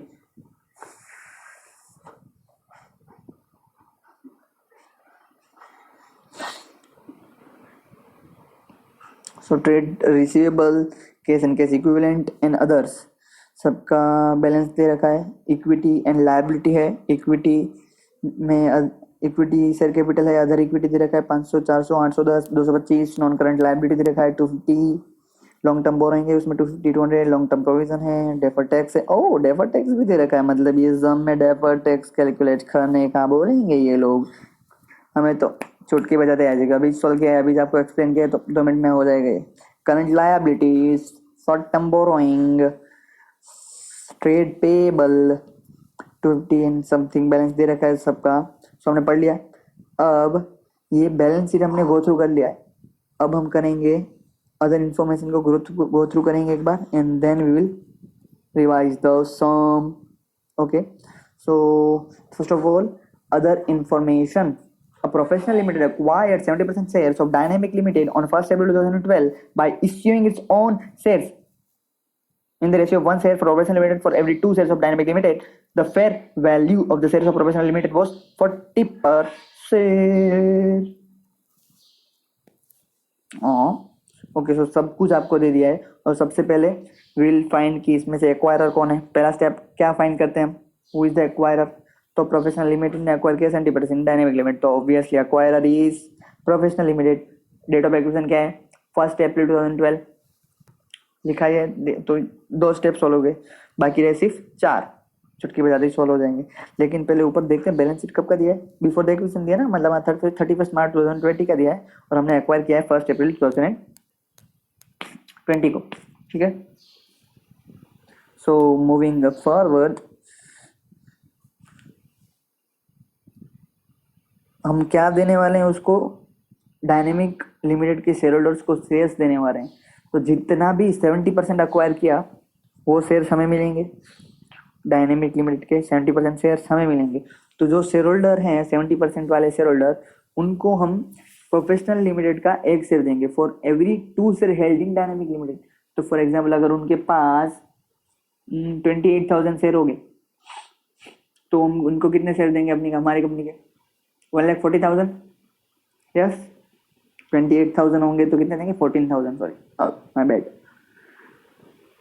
सो सेकंड वन क्या दिया है, the fair value exercise resulted in the following. Okay, so fair value कुछ दे रखा है, पीपीई का फेयर वैल्यू है 350, तो उसका कैरिंग अमाउंट कितना था पीपीई का, डायनेमिक का 500, सो 150 से असेट गिर गया। असेट गिरता है तो हम क्या बनाते हैं, वैसे डीटीए या डीटीएल बनाते हैं। असेट गिर रहा है तो सर लायबिलिटी गिरेगा, मतलब असेट बनाएंगे सर, असेट गिरेगा तो असेट बनाएंगे ना सामने। हाँ स्मार्ट। और अब क्या है, B professional limited also agreed to pay an additional payment as a consideration that is higher of 35 lakh and 25% of any excess profit in the first year after the acquisition over its profit in the preceding 12 months made by Dynamic Limited। तो ये लोग क्या बोल रहे हैं कि अगर जो पिछले 12 साल में प्रॉफिट हुआ उससे जितना भी ज्यादा होगा उसका 25% या तो 35 lakh whichever is higher होगा वो प्रोफेशनल लिमिटेड देगा। किसको देगा, डायनेमिक लिमिटेड के शेयर होल्डर्स को इतना पैसा। The additional amount will be due after 2 years। Dynamic limited has earned 10 lakh profit in previous year and expected to earn 20 lakh. तो ये अभी ही सॉल्व करना पड़ेगा आपको, अभी सॉल्व करवा देता हूँ, बाद में रीड करेंगे आगे का सम। तो थोड़ी देर पहले मैं कुछ बड़बड़ कर रहा था ऐसा ही कि 30 लाख का हम फिक्स देने वाले हैं और अगर प्रॉफिट 20 करोड़ से ज़्यादा हो गया तो उसका 25% देंगे। यस, याद आ रहा है कुछ, आ रहा है कि नहीं आ रहा है, याद आ रहा है सर, हाँ नाइस, मतलब ध्यान था आपका। तो प्रोफेशनल लिमिटेड ने जो 35 लाख फिक्स दे दिया है कि 35 लाख तो देंगे ही देंगे, पर मतलब हायर ऑफ 35 लाख और 25% ऑफ द हायर प्रॉफिट, मतलब 10 लाख से जितना भी ज्यादा हुआ प्रॉफिट उसका कितना देंगे 25%। तो हमें कितना लग रहा है, एक्सपेक्टेड कितना होगा 20 लाख, तो 20 लाख का 25% विल बी 5 लाख, 5 लाख और 35 लाख विच इज हायर, तो मिनिमम 35 लाख तो देना ही है हमें। यस, तो इसे हम कंटिंजेंट कंसिडरेशन नहीं मानेंगे बच्चों। कंटिंजेंट कंसिडरेशन तब मानते थे अगर ये 35 लाख अमाउंट नहीं दिया होता, फिक्स्ड अमाउंट ऑफ 35 लाख दिया है, इसीलिए हम कॉन्फ्लिक्ट कर रहे हैं कि कंटिंजेंट कंसिडरेशन नहीं है, ये फिक्स्ड कंसिडरेशन है और डेफर्ड कंसिडरेशन मतलब 2 साल के बाद इसको देने वाले हैं। देना तो पक्का है ना, अमाउंट फिक्स्ड है, तो इसे कंटिंजेंट कंसिडरेशन नहीं मान सकते हम। सिर्फ आपको गुमराह करने के लिए बाकी की जो भी नॉलेज ये लोग झाड़ रहे हैं वो सिर्फ आपको गुमराह कर रहे हैं। 25% of all profit exceed and all that is a time pass purely. तो 35 lakh is a deferred consideration जिसका हम 2 साल का प्रेजेंट वैल्यू निकालेंगे और उसको परचेज कंसिडरेशन में ऐड कर देंगे। और उसका दूसरा इफेक्ट क्या आएगा, फाइनेंशियल लायबिलिटी में दिखाते थे, हाँ जिसको समझ में आ रहा है ठीक है, वरना we are coming back to that. So point C क्या है, in addition to above professional limited also had agreed to pay one of the founder shareholder a payment of 20 lakhs provided he stays with the company for 2 years after the acquisition। Sir ऐसा कुछ तो अभी अभी आपने करवाया है, क्या करवाया है बच्चा, एम्प्लॉय शेयर होल्डर्स उसको पेमेंट करेंगे, उसके एम्प्लॉयमेंट के टर्म के रिलेटेड होगा तो इग्नोर करेंगे, और अगर ऐसा नहीं होगा तो परचेज कंसिडरेशन में ऐड करेंगे। तो ऑब्वियसली बोल रहे हैं कि स्टे करेंगे वो कंपनी के साथ तो ही मिलेगा, वरना नहीं मिलेगा। तो एम्प्लॉयमेंट के टर्म के रिलेटेड है, so will ignore it. Yes, so ये एक पॉइंट तो है, आराम से सॉल्व हो गया अपना, सी वाला इग्नोर लिख दो बाजू में अगर लिखना है तो। Dynamic limited had certain equity settled share based payment award. Oh share based payment, ये भी एकदम इजी है, सिमिलर टू जो हमने एग्जाम्पल सॉल्व किया उसके सिमिलर ही है, तो आप आराम से इसको सॉल्व कर पाएंगे। एक काम करें, अभी सॉल्व कर ही लेते हैं, इसको खत्म करते हैं। Dynamic limited had certain equity settle share based payment award, okay, जो जिसको ये लोग बोल रहे हैं original award, which got replaced by the new award issued by Professional Limited. As per the original term, the vesting period was 4 years, and as on the acquisition date, the employee of the Dynamic Limited have already served 2 years. Okay, so original vesting period कितना था? 4 years, और 2 साल तो उन लोगों ने कर लिया सर्व। सो अब कितना बचा है? 2 साल बचा है। As the replaced award, the vesting period has been reduced to 1 year. तो प्रोफेशनल लिमिटेड का जो नया अवार्ड है उसमें अब एक्विजिशन डेट से उनको सिर्फ 1 ही साल सर्व कर रहा है।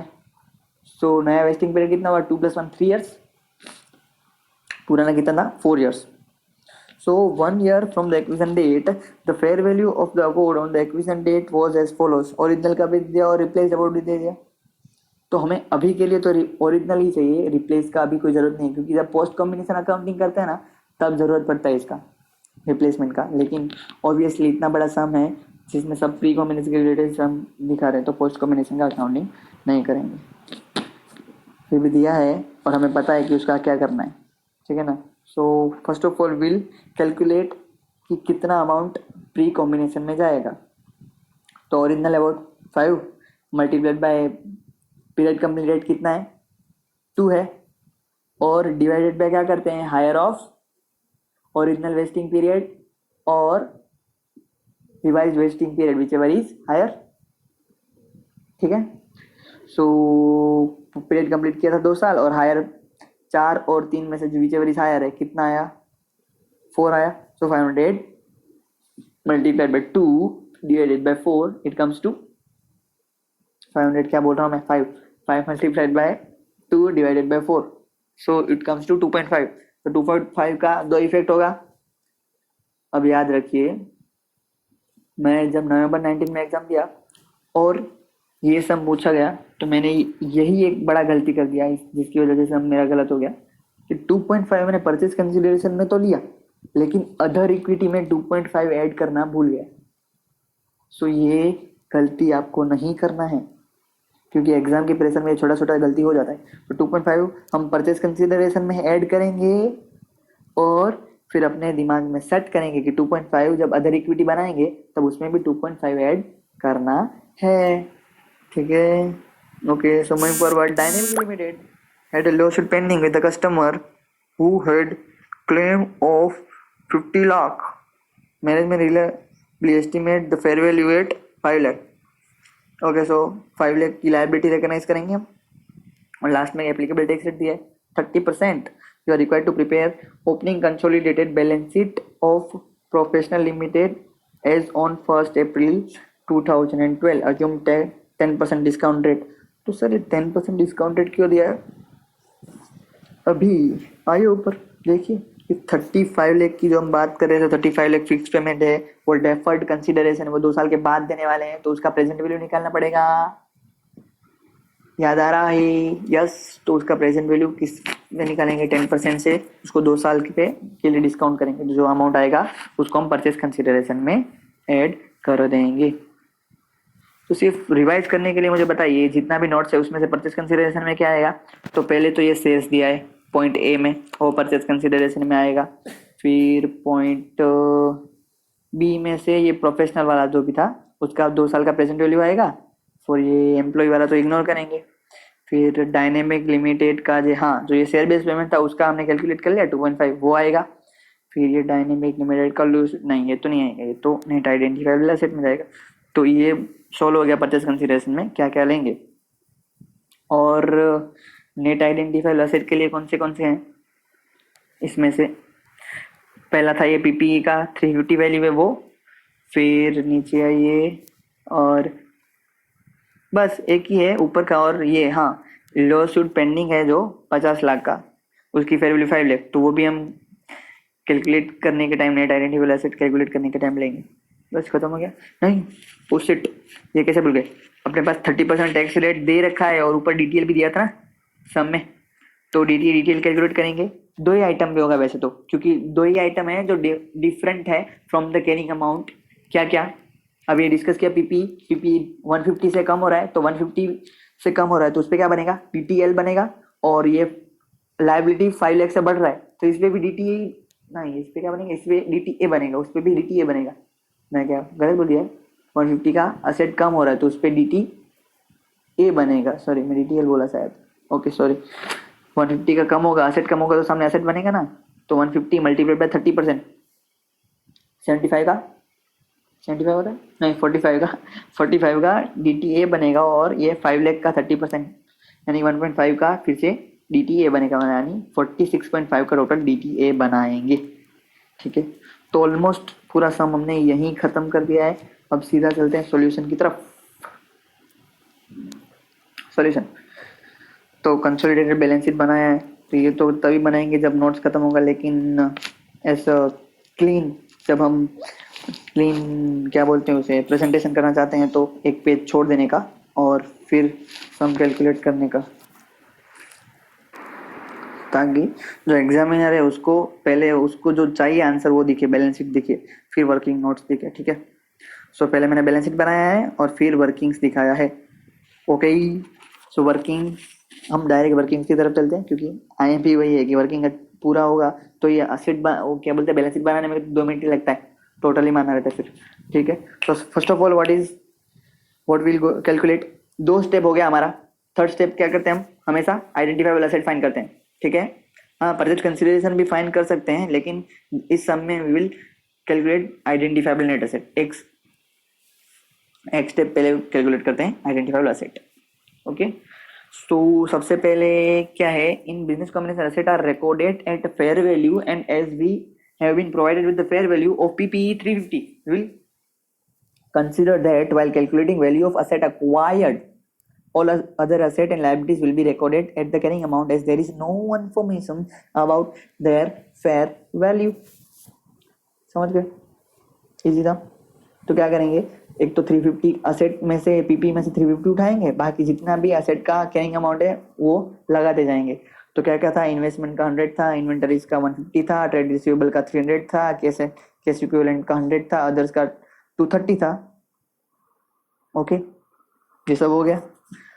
अब लाइबिलिटी पे जाते हैं। लाइबिलिटी पे जाने से पहले 2 और चीज़ें हमें सोल्व करनी है। क्या क्या, एक कंटिंजेंट लाइबिलिटी और डेफर्ड टैक्स, दोनों हमने कैलकुलेट तो वैसे ही पहले ही कर ही लिया है, डिस्कस कर लिया है, सी पेपर पढ़ लेते हैं। क्या है contingent liability, even though outflow of resource is not probable we will record the fair value upon acquisition date 5, उस पर रिकॉर्ड करेंगे। तो ये आपको समझाने का जरूरत मुझे नहीं लग रहा है, क्योंकि ये आपको एकदम अच्छे से एग्जाम्पल देके समझा ही दिया है पहले से। That's the matter, you know. अब हम जब ये बड़े बड़े सम कर रहे हैं, आपको छोटा छोटा टॉपिक सब क्लिक हो जाता है। ठीक है, इसीलिए जब छोटे छोटे टॉपिक्स कर रहे थे तब उसको एकदम डिटेल में कर रहे थे। Deferred tax on change in a fair value of asset and liability, ये भी हमने कैलकुलेट कर लिया था कि जो पीपीई का मशीनरी है उसका डिक्रीज हो रहा है असेट, इसलिए उस पर क्या बनेगा, असेट डिक्रीज हो रहा है तो डीटीए बनेगा 150 multiply by 30% is equal to 45 का डीटीए बना। और इंक्रीज इन लायबिलिटी, जो कंटिजेंट लायबिलिटी की वजह से लायबिलिटी इंक्रीज हो रहा था 5 का, उस पर 5 मल्टीप्लाई बाय 30% यानी कि 1.5 का डीटीए बनेगा। टोटल डीटीए कितना बना, 46.5। और हाँ, ऊपर ऑलरेडी 35 का डीटीएल दे रखा था। सो नेट कितना हुआ अभी, हाँ हमेशा बैलेंस शीट में हम नेट ही दिखाएंगे, मतलब डीटी ऊपर डीटीए दिखाया नीचे डीटीएल दिखाया ऐसा नहीं होता है, तो that will be completely wrong. Net of करके दिखाएंगे, डीटीए माइनस डीटीएल करके जितना आएगा वो दिखाएंगे। सो 46.5 माइनस 35 11.5 नेट डीटीए आ रहा है, उसको हम फेयर उसमें असेट की वैल्यू में ऐड कर देंगे। So 11.5 I have added it here. और अब सिर्फ टोटल लगाने जाएंगे, जितना भी बाकी का कैरिंग अमाउंट पे था उसका टोटल लगाएंगे। लॉन्ग टर्म बोरोइंग था 200, लॉन्ग टर्म प्रोविजन था 70, long term borrowings short term borrowings था 150 एंड ट्रेड पेबल 300। सबसे ये भी एक अच्छी बात है, भूलना नहीं चाहिए, कंटीजेंट लायबिलिटी 5 जब कैलकुलेट कर रहे हैं। फिर लॉन्ग टर्म प्रोविजन है 50 प्लस 70 प्लस 28.93। सर 50 प्लस 70 तो समझा, लेकिन 28.93 नहीं समझा, तो this an twist in the sum. मैंने जब एक्सप्लेन किया तभी बोला, लेकिन आप लोगों ने ध्यान नहीं दिया होगा इस पे, कि जो हमारा 35 लाख का कंटीजेंट नहीं, डेफर्ड पेमेंट है 35 लाख का 2 साल के बाद, जिसे हम देने वाले हैं, जिसपे हमने बहुत सारी चर्चा ऑलरेडी कर दी। उसका प्रेजेंट वैल्यू निकालेंगे, तो उसका प्रेजेंट वैल्यू निकाल दिया, लेकिन आज पे तो नहीं करने वाले हैं ना, तो उसे क्या मानेंगे, लायबिलिटी मानेंगे as on the acquisition date. तो उसे लायबिलिटी तरीके से रिकॉर्ड तो करना ही पड़ेगा। 35 का पेमेंट करेंगे आफ्टर 2 ईयर्स, लेकिन आज उसको रिकॉर्ड तो करना पड़ेगा ना एज एन लायबिलिटी, तो उसको प्रेजेंट वैल्यू से रिकॉग्नाइज करेंगे एज पर इन डेज 109। प्रेजेंट वैल्यू निकालेंगे 10% से 2 साल की, और 28.93 पे रिकॉर्ड करेंगे। उसकी दो इफेक्ट होती है, क्या क्या, एक तो परचेस कंसिडरेशन में आएगा, और दूसरा इफेक्ट उसको लॉन्ग टर्म प्रोविजन में भी ऐड कर देंगे 28.93। तो सॉरी फॉर दैट, तब एक्सप्लेन किया, तब आपका बहुत सारा ध्यान था नहीं, और मैंने भी इतना डीप में एक्सप्लेन नहीं किया, सॉरी फॉर दैट। और अब मुझे लगता है कि आपको समझ में आ गया है 28.93 कहाँ से आया, क्यों आया। ठीक है, ओवर एंड आउट। अब प्लस माइनस करेंगे तो हमको मिल जाएगा नेट एसेट 516.5। अब moving forward to the next step which is calculate purchase consideration. I think ये एकदम इजीएस्ट स्टेप है, लेकिन गलती होने का सबसे ज़्यादा चांस है पहले स्टेप में, क्योंकि आप लोगों ने ये कभी नहीं किया होगा, इसलिए गलती होगा। मैंने पहले गलती किया था एग्जाम में, लेकिन ठीक है, भगवान ने आके गलती सुधार लिया, गॉड ने अभी हेल्प कर दिया मेरे को, इसलिए गलती मैंने रेक्टिफाई कर दिया। क्या गलती होता है बताता हूँ, स्टूडेंट लोगों का क्या गलती होता है इधर।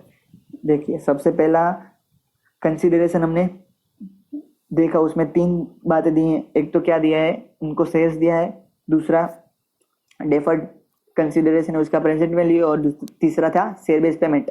तो share based payment and present value of deferred consideration तो सॉल्व कर लिया हमने ऊपर ही। अब सॉल्व करेंगे fair value of the shares given. For that first we should find how much shares have been allotted. How much बोले तो, हाँ, तो पहली लाइन में क्या लिखा था, professional limited will allot 1 shares for every 2 shares held in dynamic. Okay, so 1 share of professional for every 2 shares of dynamic, and professional has acquired 70% stake in dynamic, so it has to allot shares to that 70% shareholder and not all 100% shareholders. Sir ये क्यों लिखा है, क्योंकि गधों, हमने तो उसमें से 70% ही एक्वायर किया ना, तो जो 70% शेयर्स थे उस पे ही अपना शेयर्स प्रोफेशनल लिमिटेड देगा, थोड़ी या 100% शेयर होल्डर को देने वाले हैं। जिन शेयर होल्डर से हमने उनके शेयर्स लिए हैं उसको ही परचेज कंसिडरेशन देना पड़ेगा, तो उनको ही तो शेयर देंगे। यस, तो टोटल शेयर्स कितने थे, तो ऊपर जाइए बैलेंस शीट में देखिए, डायनेमिक लिमिटेड के 4 लाख शेयर्स थे, तो डिवाइडेड बाय 2, मतलब कि अगर हम 100% एक्वायर करते तो 2 लाख शेयर्स अलॉट करते, लेकिन हम तो 70% एक्वायर कर रहे हैं, तो 70% के लिए 2 लाख मल्टीप्लाई बाय 70%, यानी कि 1,40,000 number of shares will be allotted. And उसका फेयर वैल्यू कितना था, 40, तो कितना हुआ total, 56 lakh shares will be given. Yes, तो परचेज कंसिडरेशन में 56 लाख इंक्लूड करेंगे, और एक नोट नीचे लिखा है विच ऑल्सो नाइन, जब बैलेंस शीट बनाएंगे तब ये आपको बहुत काम आने वाला है, तो एक बार पढ़िए। 56 लाख में से बाइफर्केशन होगा, क्या होगा, एक तो 56 लाख आपको समझा कि नहीं समझा, कि 140 लाख 1,40,000 शेयर्स अलॉट करने वाले हैं, जिसका फेयर वैल्यू ऊपर ही दे रखा है 40, सो दैट्स एन 56 लाख।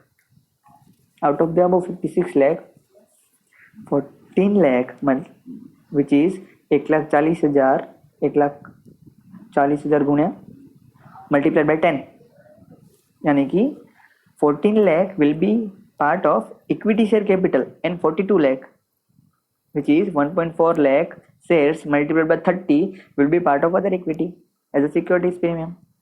ये समझा आपको, क्योंकि अपना के नॉमिनल वैल्यू कितना है शेयर्स का 10, तो सिर्फ 40 में से 10 जितना अमाउंट है वही इक्विटी शेयर कैपिटल में डालेंगे ना, बाकी का 30 जितना अमाउंट है पर शेयर वो सिक्योरिटीज प्रीमियम में डालेंगे, तो बाइफर्केशन का ही लोचा होगा। सो समझ गए, 56 लाख फेयर वैल्यू आ गया, उसमें से 14 लाख इधर चला गया और 42 लाख उधर चला गया। शेयर बेस्ड पेमेंट तो कैलकुलेट ऑलरेडी कर दिया हमने, पूरा 2.5 है, वो अदर इक्विटी में कंसोलिडेटेड बैलेंस शीट में जाने वाला है और परचेज कंसीडरेशन में आने वाला है, और ये प्रेजेंट वैल्यू है उसका भी वही है, इस पे भी हमने चर्चा कर चुके हैं। प्रेजेंट वैल्यू 35 का प्रेजेंट वैल्यू निकालेंगे 2 इयर्स का, एक बार आप पढ़ लीजिएगा ये, तो क्या पूरा समझ लिया, बार बार वही पढ़ने का कोई मतलब नहीं है। 35 का प्रेजेंट वैल्यू 28.93 है। और ये एम्प्लॉय शेयर होल्डर पे भी नोट लिख दिया है कि उसको कंसीडर नहीं करेंगे, वो भी आपको पता है। So total purchase consideration is 56 plus 2.5 plus 28.93 plus 0 is equal to 87.43। So calculation of NCI कुछ ऊपर दिया होगा उसका फेयर वैल्यू नहीं, एनसीआई का कुछ भी फेयर वैल्यू नहीं दिया है। So we are calculating it as an proportionate to net asset. ऊपर हमने नेट एसेट कैलकुलेट किया है, तो 516.5 का 30% से निकालेंगे तो 154.95 उसका वैल्यू मिल गया। So, ऊपर के सब स्टेप सॉल्व हो गए। अब लास्ट 6th स्टेप है गुडविल कैलकुलेट करना है या तो gain on bargaining purchase calculate करना है। तो कैसे करेंगे sir? Value of purchase consideration add करो, कर दिया 87.43, उसमें से एनसीआई जोड़ दो, कर दिया एनसीआई जोड़ दिया है 154.95 plus fair value of net asset जोड़ दीजिए 1516.5। So gain on bargaining purchase कितना मिला? 274.12। डन विथ द चैप्टर, मतलब done with the topic. Acquisition topic हमारा खत्म हुआ, done and dusted. So goodbye for now, have a nice day, जय हिंद।